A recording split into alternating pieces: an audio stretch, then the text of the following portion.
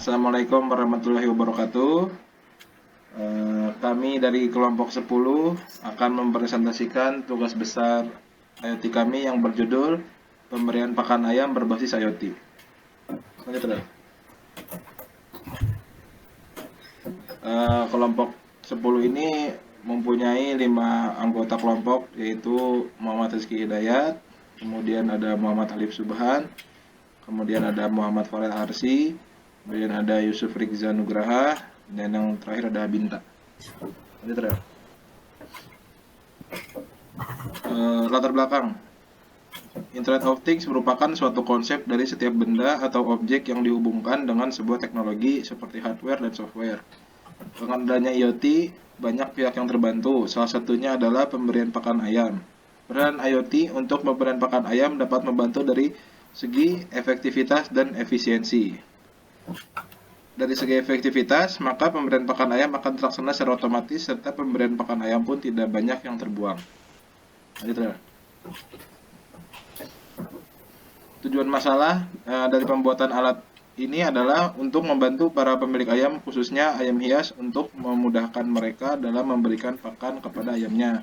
Terutama jika pemilik ayam sedang di luar kota, pemilik ayam bisa melakukannya dari jarak jauh, serta untuk menjelaskan dan menjabarkan serta mendokumentasikan pembuatan alat pemberian pakan ayam secara otomatis. Selanjutnya akan dijelaskan oleh Farel. Untuk selanjutnya, jadi di sini kita akan menjelaskan apa aja alat yang akan dipakai dalam kelompok ini. Yang pertama adalah Node MCU. Jadi Node MCU adalah sebuah open source dalam platform IoT dan pengembangan kit yang menggunakan bahasa pemrograman C++ untuk membantu dalam pembuatan prototipe dalam bentuk IoT, atau bisa dengan memakai Sketch dengan Arduino. Pengembangan kit ini didasarkan pada modul ESP8266 yang mengintegrasikan GPIO, PWM, IIC, dan OneWire, dan ADC. Node MCU itu berukuran panjang sekitar 4,83 cm, lebar 2,54, dan berat 7 gram.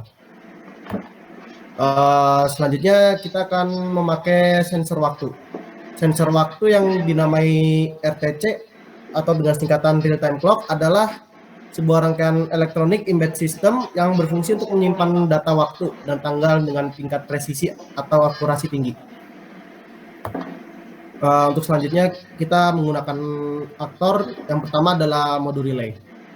Jadi modul relay itu adalah suatu piranti yang beroperasi berdasarkan prinsip elektromagnetik untuk menggerakkan kontraktor guna untuk memindahkan posisi on dan off, atau sebaliknya.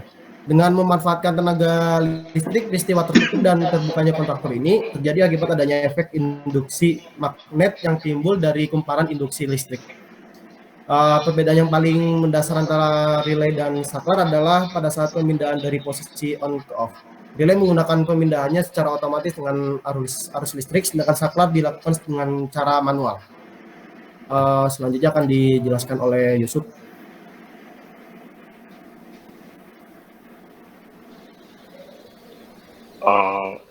Aktuator selanjutnya adalah servomotor MG955.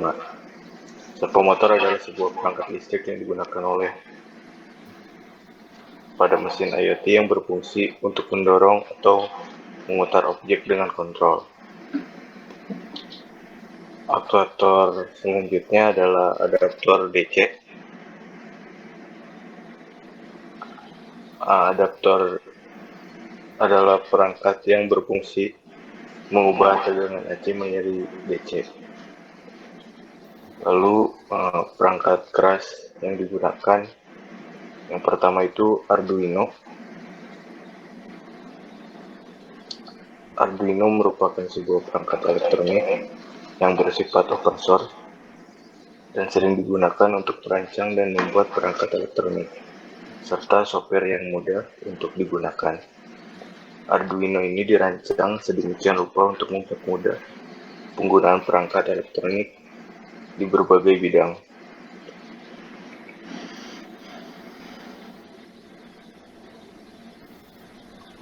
Selanjutnya akan dilanjutkan oleh Alif.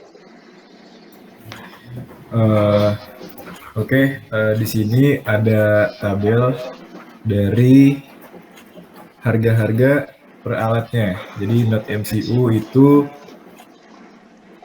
seharga 48.000, sensor waktu 35.000, modul relay 15.000, servo motor 40.000, dan adaptor DC 15.000. Total pengeluaran dari alat-alat ini yaitu sebesar 193.000. Harga ini diambil dari online shop. Oke, selanjutnya ada rancangan dan desain sistem. Jadi alat-alat yang sudah dijelaskan dan disebutkan tadi itu akan dikoneksikan dengan kabel jumper ke dalam breadboard. Lalu dalam rangkaian tersebut, Node MCU akan terkoneksi dengan Wi-Fi, lalu bisa dikendalikan dengan smartphone. Lanjutnya.